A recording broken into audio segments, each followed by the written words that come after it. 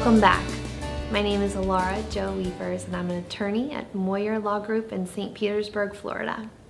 And I'm on the board of directors of the Pinellas chapter of the Florida Association for Women Lawyers, PFAWL. The next topic we will be discussing in our series on work-life balance is forgetting the Sunday blues. I hope you enjoy. Forgetting the blues. The Sunday blues strikes all of us, I know. And Angie, tell us your trick on forgetting the Sunday blues. It's all about practice. As soon as something starts to creep in, yes, let it go.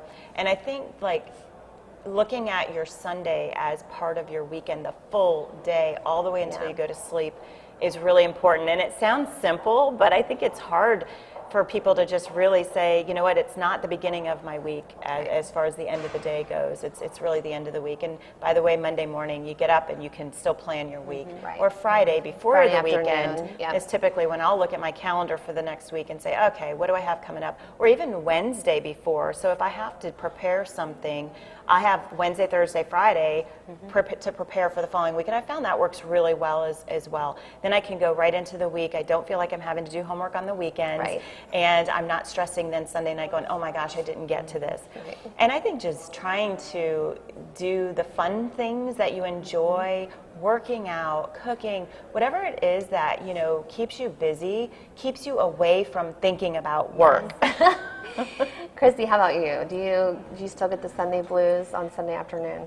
That short stint when I worked for a mutual fund company, I was a wholesaler. So I was on the road Monday through Friday. I covered 4 states. I was flying, I was driving. And I got into a rut where I would leave on a Monday morning and I would come home on a Friday night, and then I would spend my entire weekend trying to catch up on things that I neglected or thought I was neglecting the whole week. And then Sunday kicked into, have I packed yet? Do I have my materials? Now where am I going again? It was before you had GPS, so you had to print out your maps and no cell phones, and it was a lot more difficult for planning. Yes. But it was that realization. My husband and I sat down, and he said he wanted to know what he could do when I was gone, that when I came home on Friday, the weekend started. Yeah. And I did everything to prepare and plan ahead of time so that it was just grab and go. And that was the best lesson, and I apply it now with what I do. So that idea of being able to shut it off on the weekend makes it a heck of a lot easier. You don't get the blues if you know that you can max out every hour of that Sunday. Yes. Siobhan, do you get the Sunday blues? I do not get the Sunday blues. Good for you, girl. But I like it. My household is organized chaos. So perhaps I need to organize a little bit more. I start organizing the Monday or Tuesday before the following Monday, because I'm dealing with my husband's work schedule. His schedule changes every single week. And then I have to figure out what our activities are, when do I have to work late, what board meetings do I have to attend, or different events, what practices do we have to make.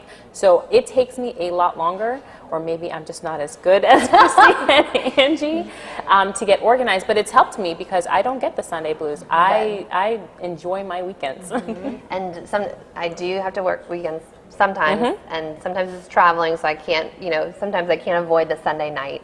But if my husband and I have work to do, we try to do it on Saturday morning.